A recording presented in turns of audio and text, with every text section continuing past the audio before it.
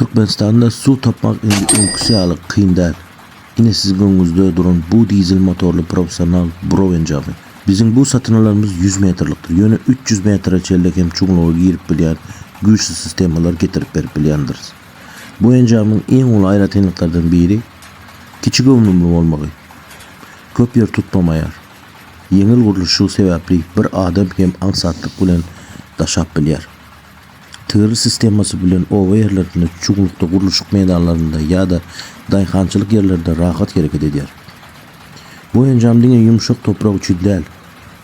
Çaya katlaklı palçıklı yerler, katı toprak hatta daşlı katlaklarda hep güçlü işleyer. Special P, D, C, Bro ucu bilen daşlı yerlerde dişip bilir. Köp adamlar su tapmak için ulu teknikalar gerekli fikir eder. Emma bu küçük ömrümlü encam ulu işler eder. Sonki yıllarda Türkmenistan'da en girdecili uğurlardan biri su kuyusu kazmak bolurum kadi fikir eder. Dayhanlar, maldarlar, kuruluşuk eden adamlar teze öy kuruyarlar. Hemmesi suya mehtaç. Su olsa yaşayış özü.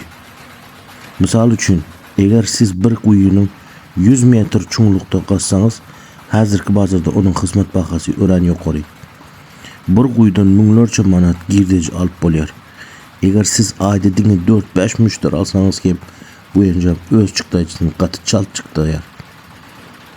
Yani bu dünya bir teknika değil, bu pul kazandıran bizneslerden en onlarından biri. Men öz dünyalar işim var.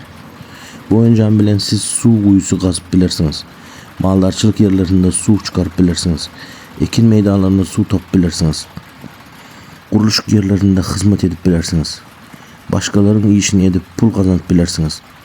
Yine bir güçlü tarafı kurulma öğren aksat.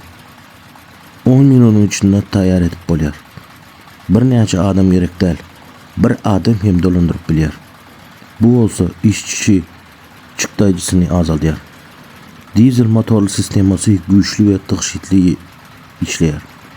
Elektrik bulmadık yerlerinde hem rahat dolanıp bolyar.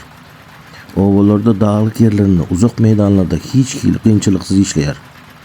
Encamın 2D ve 3D su gözleyici sisteması olsa size yeraltı suyunun yerleşen yerini öngünden anıklamana kömek eder. Yani boş yere kazıp vakit yitirmeyersiniz. Akıllı sensörler arkalı su derecesini gözleyer. Sonku neticede neme bolyar? Az çıktaycı, az işkar, çalt iş, ulu girdeci. Şunun için hazırki vakti köp adamlar bu uğru giriyor. Bu hem işe gerek bulur. Türkmen halkı hem işe de su bereket tipkir eder. Su olan yerde olsa pul var. Eğer siz hem öz biznesinizi başlatmak isteyen bolsanız, onda bu Broven camine size ulu mümkünçülük açıp bilir. Öz işinizin kurun, su çıkarın, pulunuzu kazanın. Bu videodaki su brolayıcı makinamızın paketlenen yağdayında dostlar. Taşrabat etrafına leva felayetini, taşrabat etrafına kötündağ taraftadır. Uğratıp beri otuyoruz ve dostumuz hayırlı uğurlu olsun. Almazın diskleran bar üstünün görünüşünüz yağlı. Dişip beri ya dostlar. Yeri daşlı yerlerde ulanıp biliyarlar. Kötündağ taraf biliyaniz daşlı oluyor. Şu duruşuna dostlar 100 metre kapitalında videoda koyup geçerim. 100 metre turbosu bilen bile 50'lik turbosu bilen bile dostlar $4500 düştü. Baryancada $180 kubun alınıyor dostlar. Barıp ölçep beriyaz. Üyüne banandan son 5 velayette de dastavkası vardır. Arkayın mengunden havarlaşıp bilersinizdir.